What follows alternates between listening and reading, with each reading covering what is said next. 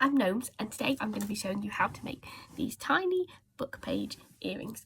I'm going to break it down into stages into a couple of videos because I think that's going to be easier. So we're going to start with doing the pages, okay? So that's going to be our first step. Okay, what you're going to need. You are going to need about 3, probably you could do it with 2 as well, pieces of paper of an old book to be your book pages.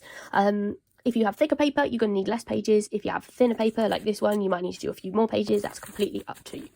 You are also going to need a pair of scissors. It's quite helpful if they're sharp, but you can manage if they're not too sharp. You're going to need some glue. I use this, it's just from Amazon. The only reason I use it is that it is the fastest drying glue and I'm impatient. If anyone has any recommendations of any better glue that also dries very quickly, I would be very happy to use that, but this is just what I've found to work the best. You're going to need a bit of sandpaper. To be honest, I think any old sandpaper will do fine. I just found this in my house. You probably could have sandpaper that's, I honestly don't know if it's better to have coarser or finer sandpaper, but just a piece of sandpaper. If you've got some of these little clips lying around, I don't know what you actually call them, bulldog clips. I have some tiny ones. They're just useful for holding your pages in place while you sew them and while they dry. So you're going to need some of those. You are going to need a needle and some thread. You don't actually see the thread in the end, so it doesn't matter what colour thread you have, but just a relatively sharp needle. And if it's thicker, that tends to be better, because I found some thin ones can bend. So a needle and thread that's strong enough to go through your pages. What else do you need? If you have any little bits of beeswax, that's quite helpful to thread your needle and thread through. It helps the thread stop getting tangled and tied up in itself. But again, that's not necessary. If you don't have that, that's completely fine. A pencil and a ruler, and I've got an old glue pot, and this paintbrush is brilliant. It's a silicone one. I got it from Hobbycraft, not sponsored. You can see how much I've used it though. Hobbycraft, if you do want to sponsor me, let me know. But yeah, silicone paintbrush is brilliant because you can just peel the glue off when it dries. Not so much on the handle, but on the little brush bit, it works really, really well. So definitely invest in a silicone paintbrush if you plan on doing this more often. And lastly, actually 2 more things. You're going to need some book cloth. You're going to need it later for your cover, but you're also going to need a very small amount for on your book pages, doing the end pages, and a guillotine. You can use scissors, but a guillotine probably gives you cleaner lines. Okay, so the first step, you're going to want to measure along 3 centimetres, and you're going to want, let me get my ruler the right way around. So I would start at the edge. When I'm trimming, I will trim this little edge bit to make sure it's a nice neat edge, and then I'm just going to measure 3 centimetres, and then 6 centimetres, and then 9 centimetres. So then I'm going to do the same on the bottom end, so it's nice and straight. 3 centimetres, 6 centimetres, 9 centimetres. Okay, now that I've got my guillotine, I've got my 3 pieces of paper nicely lined up, I'm just going to chop from pencil mark on one side to the other, and I'm going to do that for all of my pencil marks. So we don't need this, we can put that in the recycling bin.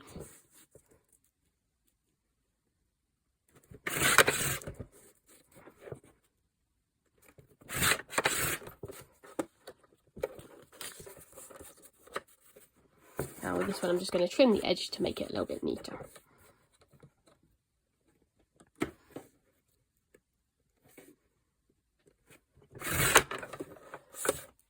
Okay, your next step, you should have your 3 strips of 3 pieces of paper. We're just going to fold those in half. Do the same for all of your other pieces of paper. Okay, now you need to take your ruler and measure. I tend to do about 1.8 centimetres. You could do yours slightly longer or shorter if you wanted taller or smaller books. It's easier to measure just at the edge. So 2 and then 1, 2, boop. And then just go away down your whole page, marking your 1.8 centimetres on your book pages. Alright, now your pieces of paper are all marked up with the lengths. Next you need to chop all of them up across those lengths on your guillotine. So you've got lots of little bunches of pieces of paper. If they start coming apart once they cut up, that's absolutely fine because we're going to separate them after we've chopped them. Okay, so chop up your pieces of paper, meet me back here. Okay, so now you should have a pile. These are all of the pages that are the right size. I had a few end bits at the bottom. I'm just going to separate and put them in my recycling pile.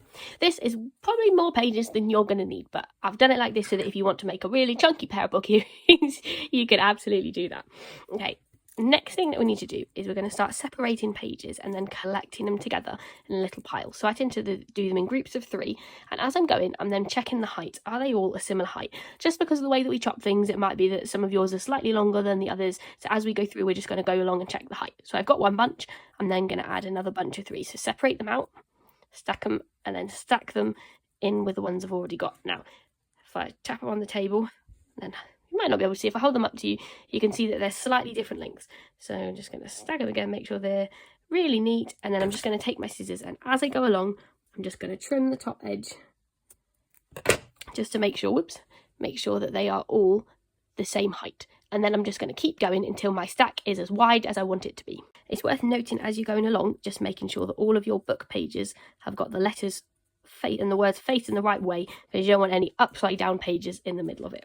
So I'll just keep going. You probably want, our books are going to be around 1/2 centimetre wide, so you probably want yours to be roughly 1/2 centimetre, but if it's a bit bigger or a bit smaller, that is absolutely fine, because the next bit we're going to measure as we go. So that's completely fine if it's wider or smaller. Okay, so I've got my first stack. What I'm going to next do is just trim. You can see these edges are just slightly different lengths. I'm just going to neatly trim off the ones that are slightly longer so that my pages are now roughly the same length. Again, if it's not exact, that's fine. We've got some sandpaper, so we're going to sand all the edges to make sure that they are even neater. So I've got my pages roughly correct. I'm now going to take one of my little clips like this, and I'm going to make sure that it's all lined up how I want it to be, and then I'm going to clip it this side. So you want your folded edges at the top here. So all the ones that are folded, you want to be out here so that you can access them. If you need to do a bit of reshuffling in your clip, that's fine, so that your book is clipped up. Okay, because the next thing that we're going to do is we are going to glue and then sew the pages up so they're super secure. All right, so the glue that I use, I showed you at the beginning, is quite quick drying. So I'm not going to get too much. It's just to make it easier to sew, hold the pages together while we sew. So I'm just going to glue the edges together, stick them in one place. And then I'm going to leave this drying whilst I make my other booklet. So just repeat that step until you're at this stage, and you should have your 2 tiny books ready and glued, ready to be sewn. Okay, so now you've got your 2 bits of tiny book glued up. We're going to take our needle and thread. I've already threaded my needle because I thought you don't need to watch me do that. And I've tied a couple of knots here. I hope you can see. Tied a couple of knots just to stop the thread coming off of my needle. What I'm next going to do is I've got a tiny bit of beeswax. If you don't have any, that's absolutely fine. This bit is not necessary. Just going to take that through. It just helps stop your thread getting tangled when you're sewing. Okay, and then we want to tie a knot at the end. It's helpful to tie, because your needle is going through your little books, it's helpful to tie a couple of knots just to make sure it actually stops at the end. All right, so now we're ready to sew. So what we're going to be doing is we're going to be poking a hole. I tend to do 1 and then 2 is roughly where I'm aiming to get my stitches. So I'm going to put 1. I find it easiest, this is just what's worked best for me, is to hold the needle on the table and then sort of push it through the book like that. If it's not exact, again, that's all right. It's a very rough process. So then pull it all the way through, and then I like to poke it through again. Whoops. There we go. Like that. And then we're going to turn it over and do the same thing. Sometimes helpful to unclip. You're going to do the same thing near the bottom. So hold it on your table and just pull it through. Helps if you do it slower, and it helps if you've got a smaller needle. So pull it through. Because it's glued and then sewn, so I'm going to go round and poke it in again like that. It's glued and sewn, so it doesn't have to be super strong. It just will hold it together a little bit better.